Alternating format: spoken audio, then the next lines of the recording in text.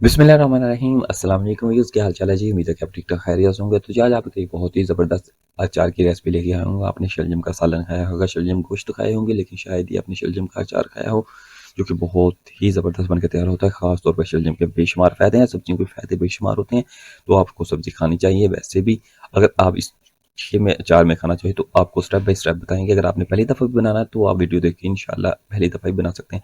ये हमने शलजम ली है, एक पहली मटरों के लिए 6 से 7 हरी मिर्च लिए हैं। हमने शलजम को इस तरह से काट लेना, ना ज़्यादा मोटे हैं ना ज़्यादा बारीक है। इस तरह से मीडियम साइज़ के शलजम हैं, गोल से हमने काट लिए हैं। काटने के बाद इसको बर्तन में शामिल कर लेंगे। इसमें साथ ही हम हरी मिर्चें शामिल कर देंगे और एक पहली शीट में मटरों के शामिल कर देंगे। और हरी मिर्चों को हमने सेंटर से काट लेना है। अगर बड़े वाली लंबी वाली हरी मिर्च काटना चाहें तो काट लें। सेंटर से हमने इसको चीरा दे लिया है। हरी मिर्चें, हल्दी, नमक इसमें शामिल करके सुरख मिर्चें भी इसमें शामिल कर देंगे। तीनों चीज़ें हमने शामिल करके अच्छी तरह से इसे मिक्स कर लेना है। मिक्स को हमने चम्मच की मदद के साथ करना है, हाथों की मदद के साथ नहीं करना, ताकि अचार बनाते वक्त सफाई का खास ख्याल रखा जाए। इसको बिल्कुल अच्छी तरह से मिक्स कर लेना है, ताकि जो मसाला है हमारा अच्छी तरह से इसको लग जाए, जो हमें मिक्स हो जाए इसके अंदर। जो हमारे शलजम में अच्छी तरह से मसाले के अंदर मिक्स कर देना है। तो जी हमने इसको रात भर के लिए भिगो के ढक्कन देकर छोड़ देना है। तो जी ये छोड़ने के बाद इसका जो पानी है वो अलग हो चुका है। पानी इसलिए रिमूव करना है ताकि ये जो इसके अंदर नमी वगैरह है अचार को हमारे को ख़राब कर देगी, इसलिए स्टेप करना ज़रूरी है। रात भर छोड़ने के बाद ये जो पानी है इसको हमने निकाल दिया है। तो जी ये देखें हमारा अचार कुछ इस तरह से है। आप इसमें नमक मिर्च भी चेक कर सकते हैं। अगर आपको नमक वगैरह कम लगे तो आगे स्टेप में आप शामिल कर सकते हैं, ठीक है। तो हमारा नमक तो ठीक है, बाकी हम मसाले ऐड करेंगे। एक कढ़ाई लेंगे, कढ़ाई के अंदर 1 टीस्पून मैंने सौंफ शामिल किया, 1 टीस्पून राई दाना शामिल किया है और 1 टीस्पून इसमें मेथरे शामिल करेंगे। इसको हल्का सा करेंगे रोस्ट। रोस्ट हमने चंद सेकंड के लिए करना है, ताकि ज़्यादा नहीं करना है इसको।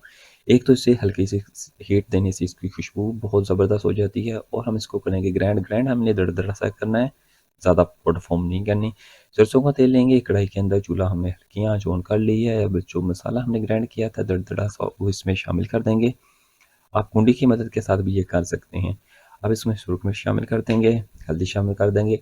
अगर आपको नमक कम लगे तो आप इस स्टेप में नमक भी शामिल कर सकते हैं, ठीक है। तो जो अचार हमने तैयार किया था वो इसमें शामिल करके अच्छी तरह से इसे मिक्स कर लेंगे।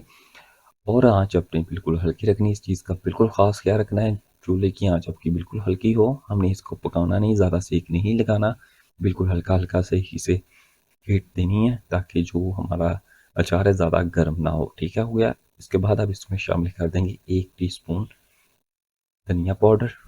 आप इसमें सूखा हुआ धनिया पाउडर शामिल कर दिया। अब अच्छी तरह से इसको कर देंगे मिक्स।